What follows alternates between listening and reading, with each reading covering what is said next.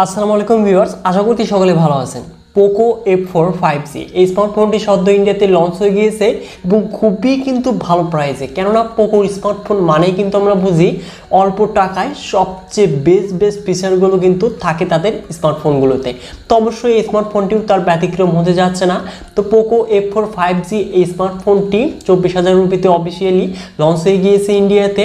তো এই ফোনটিতে এই বাজেটে দেখতে পারবো আমরা কলকম স্ন্যাপড্রাগন 870 চিপসেট, যেটি কিনা গেমিংয়ের জন্য অবশ্যই সবচেয়ে সেরা একটি চিপসেট। এবং এই ফোনটির রিয়ারে দেখতে পারবো 64 মেগাপিক্সেল ক্যামেরা, সাথে আবার থাকছে OIS এবং 4K ভিডিও 60 fps পর্যন্ত সর্বোচ্চ ভিডিও আমরা রেকর্ড করতে পারবো। তো এছাড়াও কিন্তু এই স্মার্টফোনটিতে আরও অনেক ফিচার্স থাকছে যা জেনে হয়তো আপনারা অবাক হয়ে যেতে পারে। তো এই স্মার্টফোনটির প্রাইসটা বাংলাদেশে কত হতে যাচ্ছে এবং কবে বা বাংলাদেশে আসতে যাচ্ছে, তো এই বিষয়গুলো নিয়ে এবং এই ফোনটির খুঁটিনাটি সকল বিষয়গুলো নিয়েই কিন্তু আজকের এই ভিডিওটি। সো অবশ্যই আজকের এই ভিডিওটি কিন্তু খুবই স্পেশাল হতে যাচ্ছে, এর জন্য ফার্স্ট লাস্ট পর্যন্ত ওয়াচ করবেন। তো কথা না বাড়িয়ে তাহলে ভিডিওটি স্টার্ট করা যাক। সো ভিউয়ার্স, প্রথমেই যদি আমরা এই স্মার্টফোনটির বক্সটিকে আনবক্সিং করি, এই ক্ষেত্রে ফার্স্টে দেখতে পারবো ম্যানুয়াল বক্স, যার মাঝে থাকছে সিম ejector, papers, audio converter and back cover. তার নিচে দেখতে পারবো আমাদের কাঙ্ক্ষিত স্মার্টফোনটি। তো ফোনটিকে একটু সাইডে রাখছি, তার নিচে দেখতে পারবো 67 watt fast charging adapter and USB Type-C data cable. তো এই কিন্তু মূলত হতে যাচ্ছে বক্স কন্টেন্ট হিসেবে। তো এবার যদি মুভ করা যায় এই স্মার্টফোনটিতে, তো এই ফোনটির ফ্রেম হতে যাচ্ছে প্লাস্টিক এবং ব্যাকে দেখতে পারবো গ্লাস। তো অবশ্যই এই স্মার্টফোনটি কিন্তু অনেকটাই হাতের সাথে কমফোর্টেবলভাবে ইউজ করতে পারবো আমরা। তো এই ফোনটির ওয়েট হতে যাচ্ছে 195 গ্রাম এবং থিকনেস 7.7 মিলিমিটার। তো অবশ্যই এই স্মার্টফোনটি কিন্তু অনেকটাই হালকা এবং পাতলা হতে যাচ্ছে এবং এই ফোনটিকে আল্ট্রা স্লিম বলাই যায়। তো এবার আসি ফোনটির পোর্টস এবং বাটনে। তো ডান সাইডে থাকছে ভলিউম আপ এবং ডাউন বাটনের সাথে পাওয়ার বাটন, যেটি কিনা সাইড মাউন্টেড ফিঙ্গারপ্রিন্ট হিসেবে কাজ করবে এবং বাম পাশে কোনো কিছুই থাকছে না। এবং টপে থাকছে secondary noise cancellation, dual stereo speaker এবং আয়ার ব্লাস্টার। এবং নিচের দিকে দেখতে পারবো আমরা স্পিকার, USB Type-C ডাটা কেবল, প্রাইমারি মাইক্রোফোন এবং ডুয়েল সিম স্লট, যেখানে আমরা দুটি ন্যানো সিম ইউজ করতে পারবো। তো অবশ্যই এখানে কোনো প্রকার কিন্তু আমরা মেমোরি কার্ড ইউজ করতে পারবো না, তো এটি কিন্তু একটি দুঃখের বিষয়। তো এবার যদি মুভ করা যায় এই স্মার্টফোনটির ডিসপ্লে সেকশনে, তো এখানে ফুল ভিউ ডিসপ্লে প্যানেল দেখতে পারবো এবং ডিসপ্লে টপ মিডল সেন্টারে দেখতে পারবো ছোট্ট পাঞ্চল, যেখানে ক্যামেরাটি বসানো রয়েছে। তো অবশ্যই এই ফোনটির চেঞ্জ বেজেলস পাঞ্চল তো অনেকটাই কিন্তু ন্যারো বলা চলে।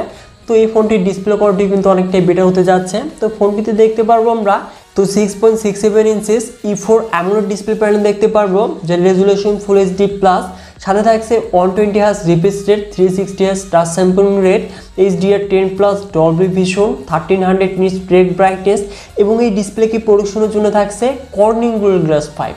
তো অবশ্যই এই ডিসপ্লে কোয়ালিটি কিন্তু অনেকটাই বেটার হতে যাচ্ছে, বিশেষ করে এই ডিসপ্লের কালার, কন্ট্রাস্ট, স্যাচুরেশন এবং এখানে কিন্তু আমরা ভিউ অ্যাঙ্গেলটাও অনেকটা বেটার দেখতে পারবো। তো এখানে কিন্তু আমরা ডুয়েল স্টিরিও স্পিকার থাকার কারণে আমরা মিডিয়া কন্টেন্টগুলো ওয়াচ করে কিন্তু অনেকটাই মজা পেতে যাচ্ছি। তো অবশ্যই ডিসপ্লে কোয়ালিটি আমার কাছে এক কথায় এই বাজেটে অসাধারণ মনে হয়েছে। তো এবার যদি মুভ করা যায় এই স্মার্টফোনটির পারফরমেন্সে, তো অ্যান্ড্রয়েড ভার্সন 12 এর সাথে MIUI 13 রান করবে, যেখানে চিপসেট হিসেবে থাকছে কলকম স্ন্যাপড্রাগন 870 5G, যাতে জিপিইউ হিসেবে থাকছে Adreno 650। তো অবশ্যই এই চিপসেটের কিন্তু আমরা পারফরমেন্স সম্পর্কে সকলেরই ধারণা রয়েছে। তো এই চিপসেটটি কিন্তু অনেকটাই পাওয়ারফুল চিপসেট। তো এই চিপসেটটি থেকে কিন্তু আমরা লং টাইম গেমিং পারফরমেন্স পেতে যাচ্ছি। তো এই স্মার্টফোনটি দিয়ে আমরা পাবজিতে HDR এক্সট্রিম সেটিংসে প্লে করতে পারবো। তো অবশ্যই এই স্মার্টফোনটি থেকে কিন্তু আমরা লং টাইম ইউজ করলে কিন্তু হিটিং প্রবলেমটিও দেখতে পারবো না, কেননা এখানে লিকুইড কুলিং 2.0 থাকছে। তো অবশ্যই স্মার্টফোনটি লং টাইম কিন্তু আমরা গেমিং করতে পারবো কোনো প্রকার হিটিং ইস্যু ছাড়াই।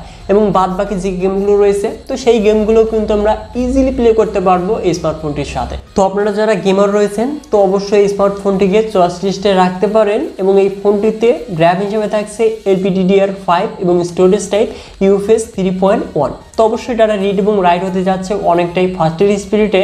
এবং এখানে দেখতে পারবো আমরা ভার্চুয়াল র্যাম, যেটি কিনা 3 GB সর্বোচ্চ বাড়িয়ে নিতে পারবো। তো এবার যদি মুভ করা যায় এই স্মার্টফোনটির ক্যামেরাতে, তো রিয়ারে দেখতে পারবো আমরা ট্রিপল ক্যামেরা সেটআপ, যার মেইন ক্যামেরাটি 64 মেগাপিক্সেল, যার অ্যাপারচারগুলো 1.8, সাথে থাকছে 8 megapixel ultra wide, 2 megapixel macro. এবং এই ফোনটির রিয়ারের মেইন ক্যামেরা দিয়ে আমরা 4K video 60 fps video record করতে পারবো এবং এখানে দেখতে পারবো আমরা ওআইএস। তো ওআইএস কিন্তু সর্বপ্রথম পোকোর ফোনে ব্যবহার হয়েছে তো এই ফোনটিতেই। তো অবশ্যই এর পারফরমেন্সটাও কিন্তু অনেকটাই বেটার। তো আপনারা ভিডিও দেখতেই পাচ্ছেন, তো অনেকটাই কিন্তু স্টেবল ভিডিও দেখতে পারবো এই স্মার্টফোনটি দিয়ে। বিশেষ করে 4K 30fps এর ভিডিও রেকর্ডিংয়ের ক্ষেত্রে কিন্তু অনেকটাই কিন্তু ভিডিও আমরা স্টেবল দেখতে পারবো। এবং এই ফোনটির যে রিয়ারের ফটো কোয়ালিটি তা তো হয়তো আপনারা দেখতেই পাচ্ছেন, তো ফটো কোয়ালিটিও কিন্তু অনেকটাই বেটার হতে যাচ্ছে।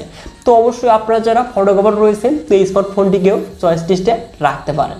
এবং এই ফোনটির ফ্রন্টে থাকছে 20 মেগাপিক্সেল সেলফি ক্যামেরা, যেটি দিয়ে আমরা 1080p 30fps এ সর্বোচ্চ ভিডিও রেকর্ড করতে পারবো।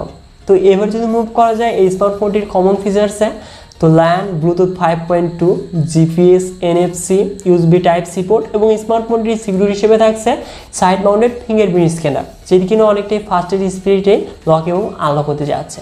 সাথে থাকছে 4500 mAh ব্যাটারি, যেটি কিনা 67 ওয়াট ফাস্ট চার্জিং সাপোর্টেড, যেটি দিয়ে আমরা 0 to 100% চার্জ 38 মিনিট টু 40 মিনিটে 100% চার্জ কম্পিউটারতে দেখতে পারবো। এবং এই ফোনটি দিয়ে আমরা অবশ্যই একদিনের মতো কিন্তু হ্যাভি গেমিং করেও কিন্তু আমরা ব্যাটারি ব্যাকআপ পেতে যাচ্ছি, কেননা এখানে 7nm চিপসেট হওয়ার কারণে কিন্তু অবশ্যই আমরা ব্যাটারি ব্যাকআপটা বেটার দেখতে পারবো এই ফোনটিতে। এবং এই ফোনটি আমরা মোট 3টি কালার ভ্যারিয়েন্টে দেখতে পারবো, সিলভার, ব্ল্যাক এবং গ্রিন কালার। তো এবার আসি ফোনটির প্রাইসে এবং কবে আসতে যাচ্ছে বাংলাদেশে।